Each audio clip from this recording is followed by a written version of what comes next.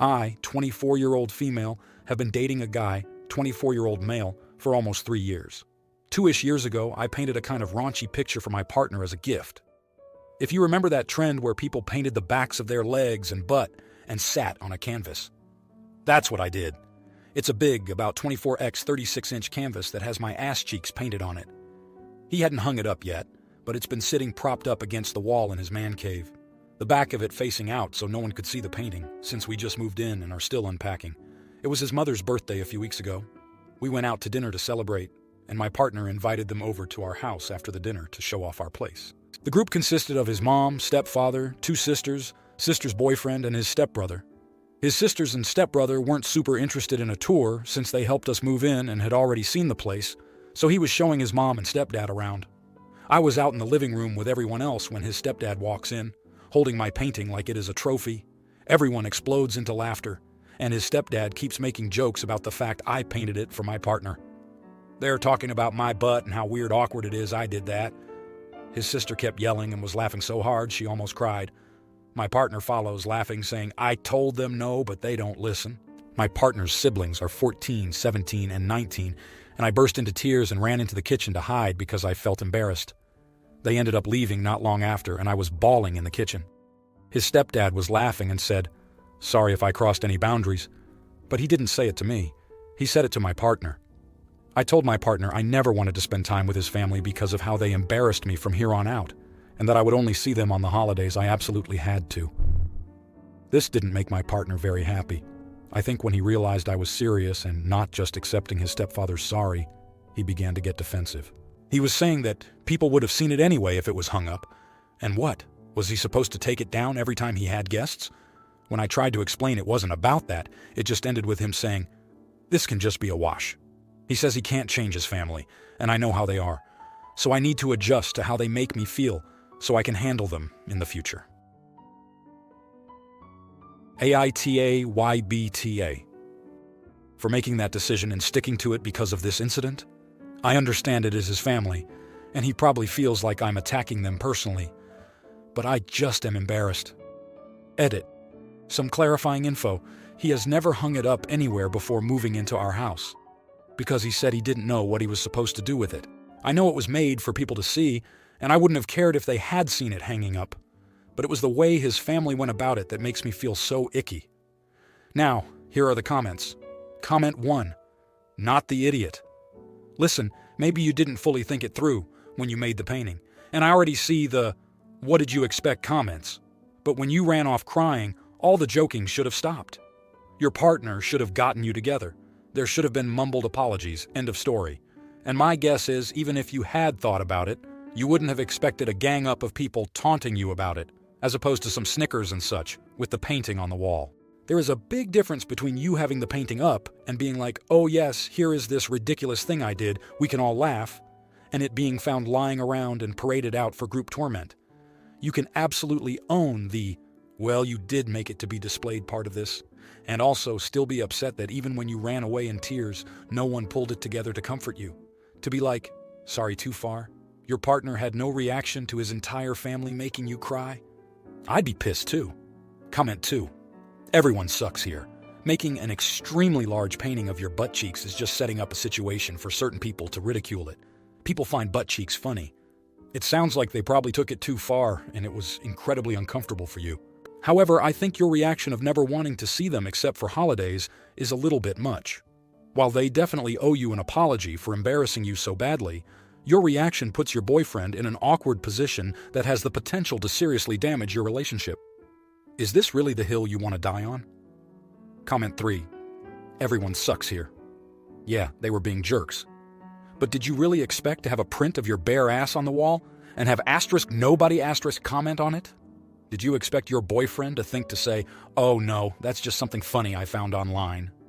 I'd tend to think that if my significant other did something like that and hung up the painting, they would expect hilarity to ensue at some point. I would expect that hilarity to involve some self-deprecating humor. Otherwise, why even put it up? Now, for the next story. Obviously, this is a throwaway because I don't want it tracked back to me. A little background information first. I barely have a relationship with my mother-in-law because since we got engaged, she has been a nightmare to deal with. She constantly meddles, stomps boundaries, is very judgmental, and takes no responsibility for her actions. We were no contact with her for nearly a year, but since my husband resumed contact due to my father-in-law having a health scare, she has been on her best behavior. That is, until last weekend. So my in-laws were up to visit last weekend and unfortunately requested to stay with us. I prefer them in a hotel, but we have 5 bedrooms, and I let my husband make the call. Well, Saturday morning, I was up letting the dog out and making coffee for everyone. When my mother-in-law comes walking out the guest room we put them in, I decided the one furthest away from our bedroom, with a towel in her hand, wearing pajamas. I asked her what she was up to, and she said, "I've been dying to take a bath in your tub since the first time we visited here." I was in utter shock, because first, no, and also the visit and her behavior. That visit is what resulted in our cutting contact.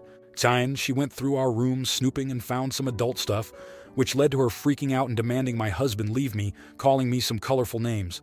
I told her no one but my husband and I are allowed in our room or bathroom, and that the room she was staying in had its own bathroom, or she could use one of the other bathrooms. She started raising her voice and insisted on using our asterisk tub, which I just said no again. So she starts going on about me being rude and a bad hostess.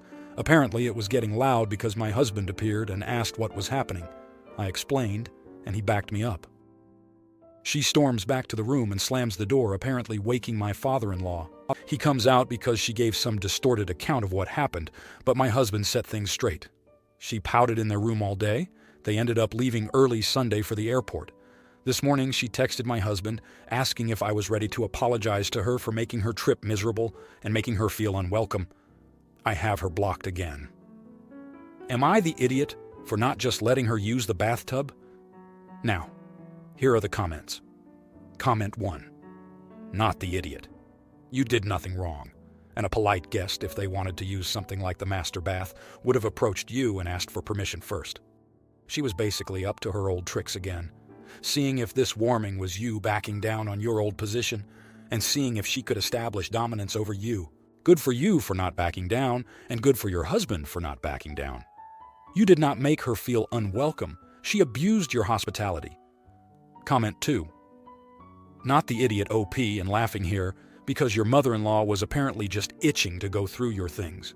Your mother-in-law is the queen of obvious. Has she always been unbelievably immature, or do you suspect cognitive decline? To answer your question, there is no reason a guest should be hell-bent on bathing in your personal bathtub, even if it was lined with clouds and spewed champagne and fairy dust. Comment 3. Ew, what? No, thank you, madam. Sorry, but I think it is rude ASF. Your home is not a hotel. If she wants bathtub amenities, then she can go to the hotel and receive them. She is the one who made the trip miserable because she is the one who rudely overstepped her bounds, not the idiot OP. Now, for the next story. I don't use Reddit, but my friend suggested I post here. I'm a transgender man who very much passes for a cisgender man, 99.9% of the time. Almost a decade ago, I had a double mastectomy which gave me scars along my pec lines. They are very much healed but still visible. I go to a gym that allows men to exercise topless. The other day, I was working out in the outdoor area, and it was hot, so I took my shirt off. Edit. I should have included this in the first place, but to my knowledge, there is no rule against women being topless. But I have never seen a topless woman at this gym. Most wear sports bras. About 5 minutes in, a woman approached me and asked me to put my shirt back on. I asked why because there were 3 other men who also had their shirts off. She responded that she knew what my scars were from and it disturbed her to see them. She said it was no different than if she took her bra off and forced everyone to see her breasts. I told her that's her problem, and if she wanted to take her bra off, go for it. She said she'd report me and then glared and made disgusted faces at me for the rest of my workout, which I ended up cutting short because I felt so uncomfortable. I felt like I was in the right, as there's no reason why my body is a different case than the other men around me, just because I have some lines on it that may suggest there used to be breasts there. But some of my female friends, cisgender, have said I'm the idiot because putting my shirt on would have been the least I could do to make her more comfortable in a male-dominated space. I said she could have just moved to a different part of the gym. They said, why should she have to move? I said, why should I have to change? They say I'm refusing to see it from the female perspective. And she wasn't being transphobic. Now, I can't tell if my outlook is too clouded by my own experience. Am I being ignorant? Should I have just put my shirt back on? TLDR. Took my shirt off where it was allowed, and a woman was offended by my surgery scars that show I am trans. I refused to cover up despite her complaints. Am I the idiot? Edit. Some additional information I perhaps should have included. 1. My scars are nearing 10 years old. They are not grotesque, overly discolored, or even all that noticeable in my opinion. I am regularly shirtless, outdoors in parks, /pools, /etc., and I haven't caught anyone staring in probably 5-ish years. I don't think I can post links, but if you Google image search Hanson Gobron out magazine, that's pretty similar to my scars. Mine are probably a bit more faded, and I have a little chest hair. 2. To the questions of why my gym allows people to be shirtless, this was in the weight area of a rock climbing gym. I don't know why, but shirts off seems to be a big climbing thing. Most women wear sports bras and no shirts, including the woman who confronted me. 3. I would never use a bench or machine, there's no machines anyway, shirtless. Gross. I was outside doing deadlifts. Now, here are the comments. Comment 1. Not the idiot reporter to the gym. She was 100,000% being transphobic. You are in a mixed gender gym, there's no female perspective that makes her request reasonable, and the fact that she said she knew what your scars were from and it disturbed her to see them really is ringing the transphobia alarm. What does her being a woman have to do with how rude it is to ask anyone to cover up their scarring? Imagine if you were just a CIS guy who'd had breast cancer and she'd done the same thing. Then, report her to the gym. Comment 2. Not the idiot. Of course she was being transphobic. She specifically spoke to you, and not to the other men who were also exercising shirtless, and made a direct analogy to her taking her own top off and exposing her breasts. This was absolutely about the fact that she saw a trans man existing and didn't like it, not about feeling safe in a male-dominated space. If she doesn't like seeing your surgery scars, then she can very simply stop looking at them. Comment 3. Not the idiot. I don't understand why your friends are saying she wasn't being transphobic when she literally told you her reason for wanting you to wear a shirt was because of your scars, and that there were other shirtless men in the area that, based on what's written here, she did not ask to put their shirts on. You had every right to be working out there shirtless. Her discomfort in that situation is not your problem. Now, for the next story. I am a 30-year-old female. I am raising my 2 kids, a 7-year-old girl and a 4-year-old boy. I have a younger sister named Megan who is 28 years old. Megan has a 5-year-old daughter named Ava. My daughter Ruby recently turned 7, and she wanted to have a laser tag party for her birthday. I planned a party for her at the nearest laser tag center, and I allowed her to invite 2 of her friends from school. The party includes several games of laser tag and a pizza dinner for the kids afterward. Both of Ruby's friends are vegetarians, but luckily the laser tag place has plain cheese pizza that they can eat. I also invited a few family members, including Megan and her daughter. However, Megan declined the invitation because she said Ava will not eat pizza and will feel left out. For some context, Ava has been a picky eater for a while. I'm not sure if this is due to neurodivergence or not because my sister has never taken her to see a pediatrician about it. We live in a country with free healthcare, so cost is not an issue. Megan just gives in to her and plays restaurant with her all the time, without ever encouraging her to try new foods. According to Megan, the only things Ava will eat are chicken nuggets, plain cheese sandwiches, mashed potatoes, and waffles. Megan doesn't think this is unusual or a problem at all, and believes that Ava will grow out of it eventually. The problem arose when Megan suggested that we change our plans and go to McDonald's after the laser tag games. I informed Megan about the 2 vegetarian kids at the party and told her that she is more than welcome to bring her own food for Ava. Megan kept trying to convince me and suggested that Ruby's friends bring their own food instead. I told her to stop because I'm not changing the plans that are already made and booked. I was starting to get annoyed at this point. Megan snapped at me and said that the girls are choosing to be vegetarians, but her daughter isn't choosing to be a picky eater and that I should prioritize my niece. I told her that it's not about priorities, but I simply don't want to change the plans. I also told Megan that she needs to address her daughter's eating habits because they are clearly out of control. My sister said that I was being rude and that I have no right to comment on her parenting since Ava is not my child and I have no say in the matter. She told me that if I have a problem with that, I can go screw myself. As a result, Megan did not attend the party, and now my parents are intervening. They say that they understand why I said what I said, but they also believe that it's not my business and that I should have just stuck to saying I'm not changing the plans. They think I should apologize to Megan for my comment. Am I the idiot? Comments. 1. Not the idiot. Can we not blame neurodivergence every time a child does something? Your sister is the problem because she enables the picky eating. If Ava went to the party and didn't eat, she wouldn't starve by missing one meal. Maybe she would try new foods if she saw the other kids eating without her mom making sure she has exactly what she wants. I had a friend who made 4 different dinners each night for her family. When my kids came over, they simply ate what we served. No arm twisting involved. It's not rocket science. You make a dinner for everyone with the expectation that this is what we will all eat. Obviously, avoid foods the child hates, but offer a balanced meal.